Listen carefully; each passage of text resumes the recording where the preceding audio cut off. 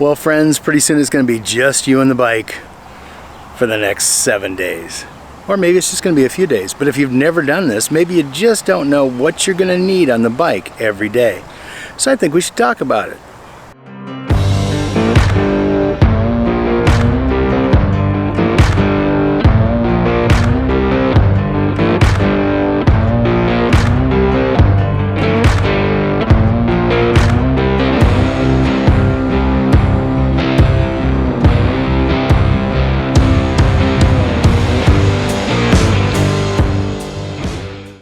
Hi, I'm Phil, and thanks for watching Phil on the Dash. Today we're going to continue to talk about what you need to do to have what you'll need for a day of RAGBRAI. Keep in mind that a lot of people are just doing this for the first time, and yeah, there's a few lists on the internet that you can kind of look at and say, wow, this is really what I need to take every day. Consider this: you're going to be separated from the majority of your gear for the full day.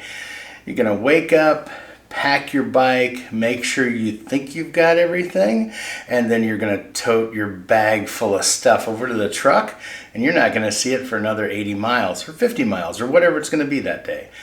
So this is going to hopefully get you to the point where you can get into a rhythm of what you should probably have for the day on your person and on your bike, so you can make your RAGBRAI more enjoyable.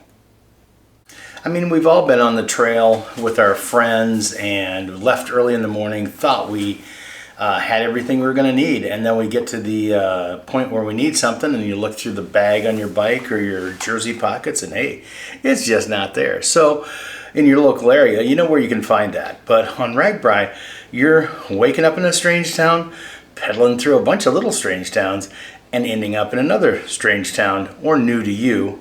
Some of them are strange though. But a new to you town maybe would be the more politically correct version of that statement. Things that you'll need for the day are going to differ person to person. Main fact is, make sure you've got everything you're going to need for the day for you. This is a broad list, and for instance, if you need to bring an inhaler with you, make sure you got that, because I don't think Casey's has inhalers. Again, if you need to take medication throughout the day, make sure you pack that. You're not going to be able to connect with the truck halfway through the day to go over and get your stuff or look through your stuff to find what you need. So it's good preparation is going to be what we're talking about on this video today. What's on the bike for the bike, and what's on the bike that you need to take for you to make your day a little bit more pleasurable, and make sure you have all the basics you're going to need. The best place to get the stuff is always your local bike shop. But if you live in a place that you don't have a local bike shop, or maybe the local bike shop you have doesn't have something you like that you see in the video, there'll be some Amazon links down in the description so you can order those things directly. If you use our link, we do receive a little portion of the sale, but it doesn't cost you any more. Let's talk about what needs to be on the bike for the bike. These are things that are going to help you out if you have a mechanical, have a flat tire. You want to make sure you have this stuff. Don't expect somebody else to be riding along and have a tube that's going to fit your bike. That's on you. You need to get all that sort of thing situated. Hope you don't have a flat tire. If you do have a flat tire and you don't know how to change a flat tire on your bike, somebody there will help you. Probably somebody from the Air Force cycling team. More on that later. However, in the meantime, let's get you set up with what you're going to need to repair a flat tire and any loose little rattly sounds that you hear on your bike as you're going down the road. One of the most important things you can have on your bike, and one of the more likely things that's going to happen, is you're going to get a flat tire. You're just riding down the road, and all of a sudden, and there you are, stuck on the side of the road in the middle of nowhere in Iowa with 40,000 of your friends just riding on by.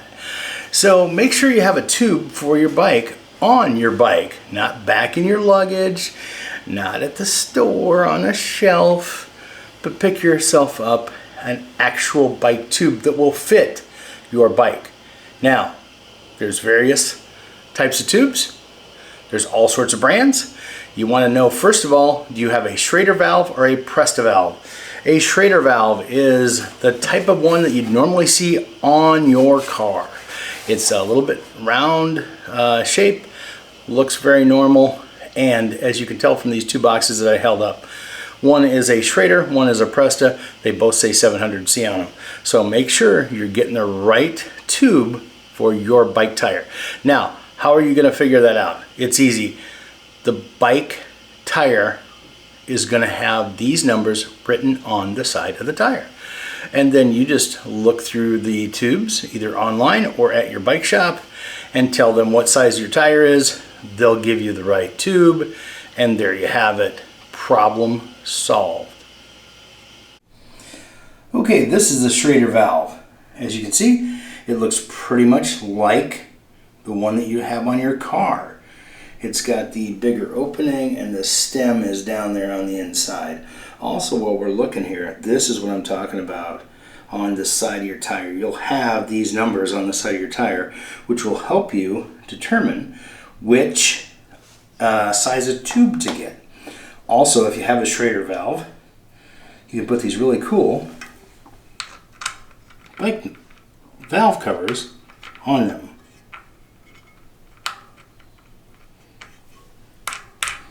And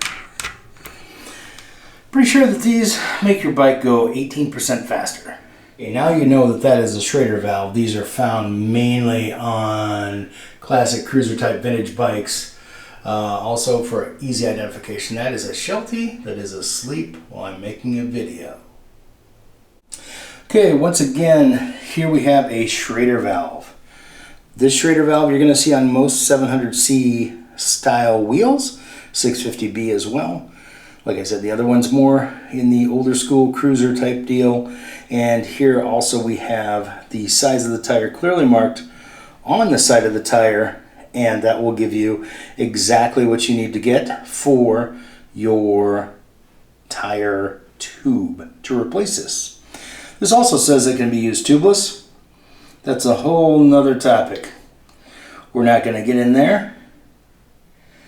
And just for the ASMR part, here's the sleeping dog while I'm making a video. Now that you're sitting there on the side of the road with your newfound friend, the flat tire, and you've identified which one it is, you've gotten it off of the bike, the next thing to figure out is, do I have everything? And hopefully, because you've watched this video, you will.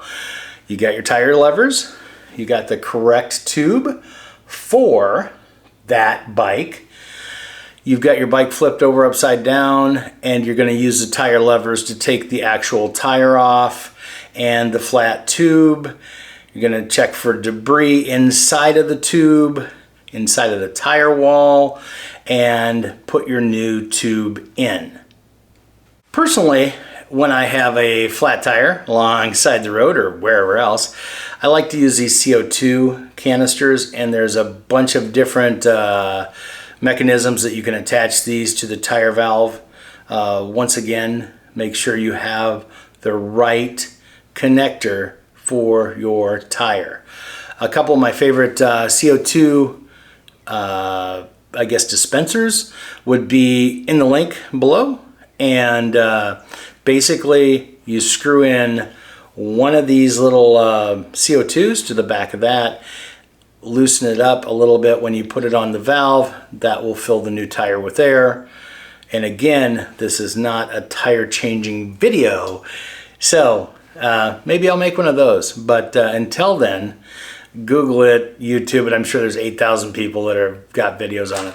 Not near as cool as the one that I think I might make. But anyway, just be sure you have your tire levers, your tube, and some CO2 to put that thing, back up to spec so you can get on down the road.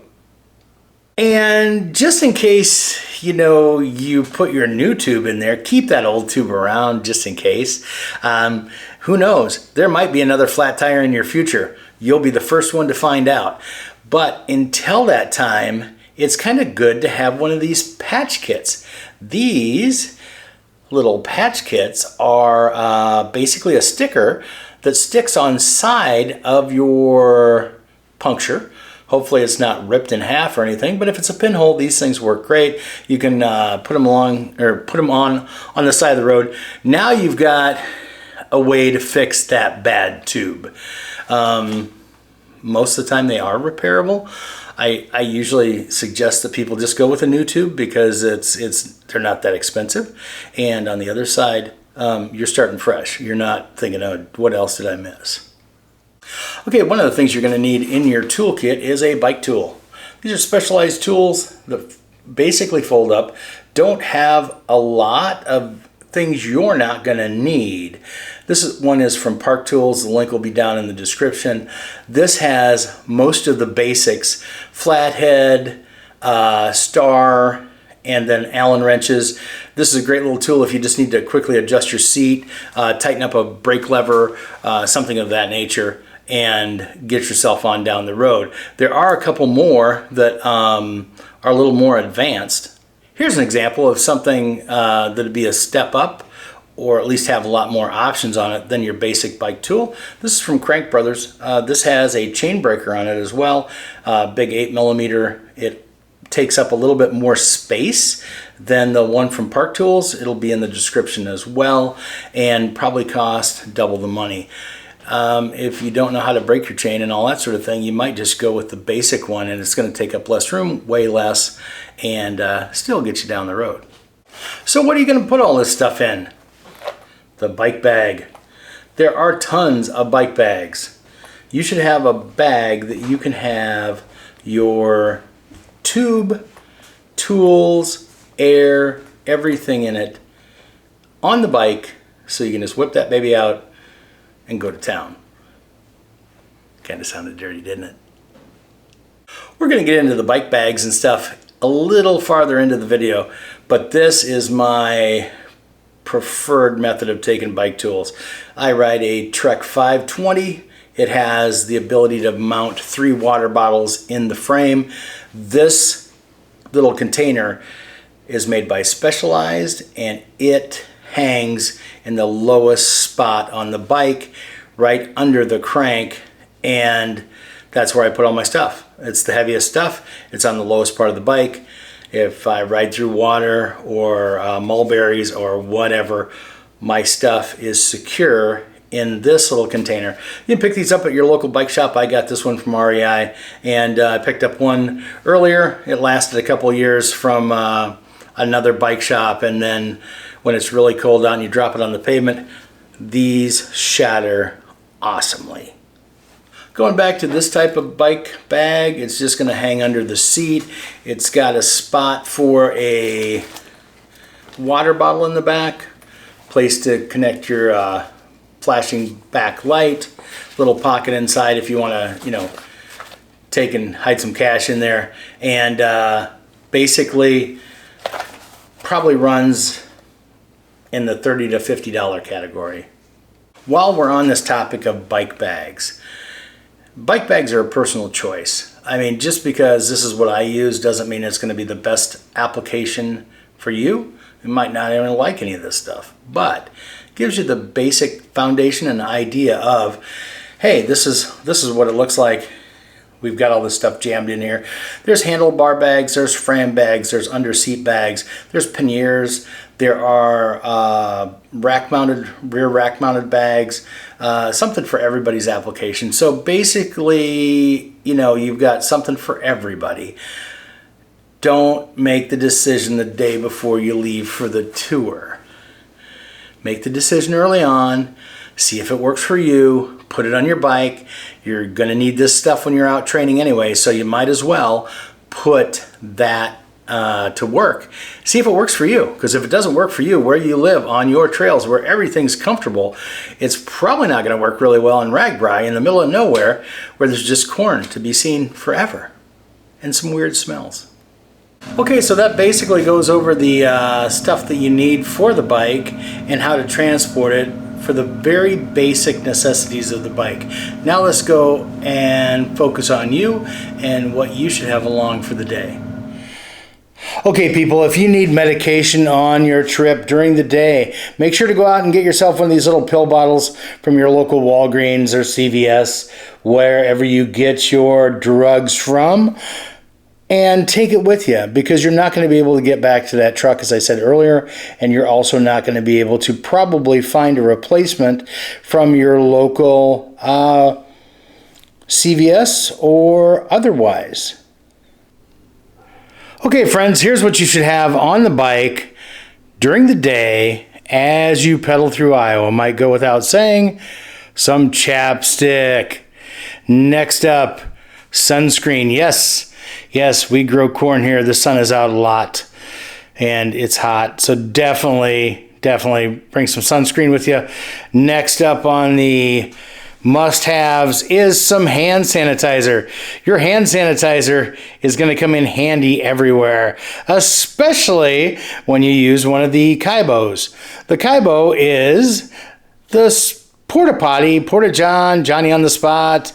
We call them a Kaibo here. Kaibo stands for keep your bowels open. And make sure that there's paper in there. If there's not paper in there, you might want to have some of this stuff with you. And after that, of course, just get yourself a small travel pack of hand wipes, that type of thing. You're going to be eating food, all that sort of thing. So here's kind of your normal lineup that I'd take with me on the bike. And there you have it. All right, let's not forget our little friend, the chamois butter. There's a lot of this stuff on the market, various different manufacturers and things. But these handy pockets will fit in a bag. They'll fit in your jersey pocket, that type of thing. Very discreet when you go to the Kaibo, and you can use this to hold down some of that chafing issue. Makes the ride go a lot better. And while we're talking about making the ride go a little bit better, make sure you have a couple good water bottles. I suggest that you get the insulated variety and the 24-ounce size. You're going to be able to find water everywhere on the route. There's always people that have water, not necessarily for sale, but free water in front of lots of businesses in the pass-through towns, and there'll be people alongside the road just handing it out. So make sure you have a couple really good water bottles. You probably will not need over 2 water bottles for an entire day, because there's just that many places that you can find water alongside the road. Okay, so when it comes to nutrition, maybe you're into the kind bars. Maybe you need electrolytes halfway through the day, and you need to, put these in your water bottle or just chew them up and drink something down.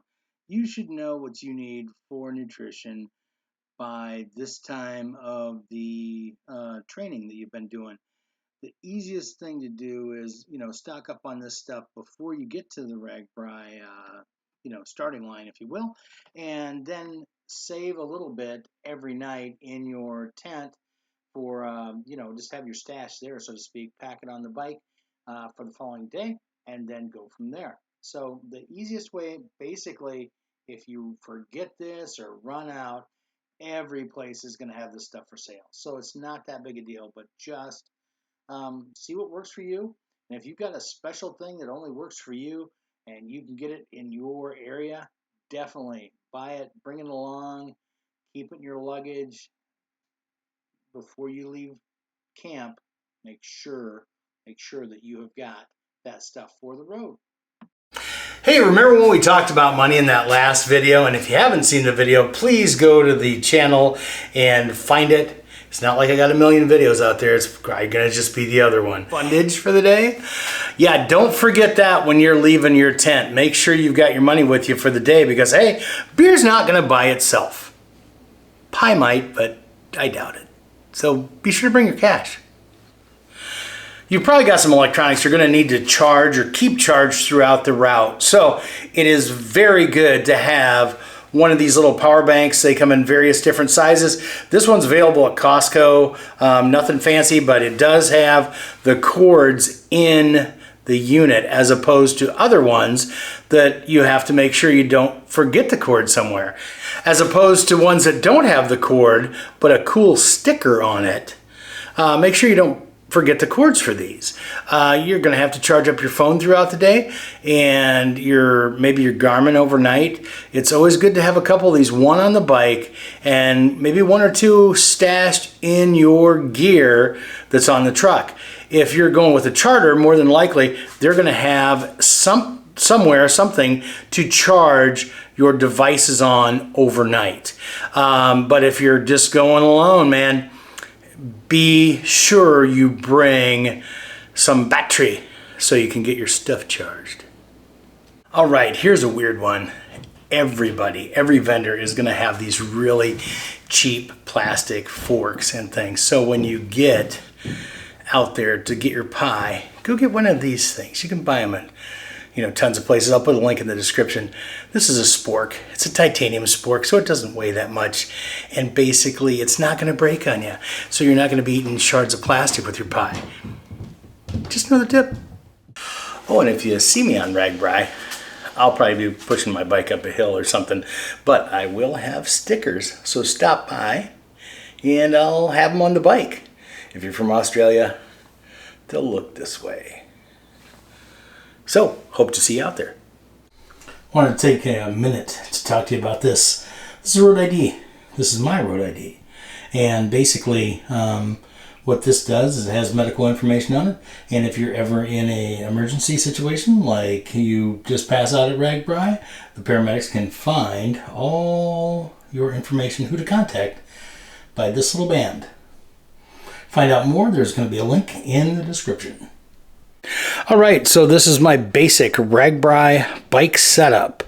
We have the Trek 520. It's a 2015 model. This is the first year that they came out with the disc brakes on this bike.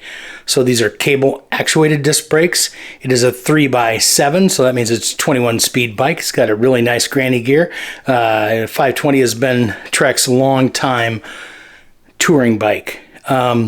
There's fenders on this. The wheels have been custom made. They are Velocity Dyad with a Shimano hub in the front and back. And I'll try and put some more tech specs on there. The wheels were built locally by a local wheel builder who is just incredible. I really like those wheels.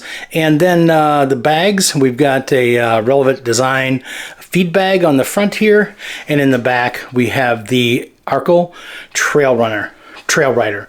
So standard cockpit setup up here, and those are some Cane Creek brake levers, but there is the feed bag from Revelate, and then of course back here is the Arkel trail bag. Really like it. It's got a rain cover, got tons of pockets, very secure. It's got a little carrying handle there on top that you can stick a raincoat or something on top. And then of course this is my Brooks saddle on top of that, which is very, very comfortable on this bike, and it's seen several thousand miles of riding. So that is once again my basic setup. It's one of the many bikes I have here, and I've done touring with it and also a few RAGBRAIs. So as you'll probably notice from the bike bands that are on there. As always, thanks for watching. Check out those links in the description if you see anything you like there, and don't forget to like and subscribe, share this video, and until next time, take care of your dash. See ya.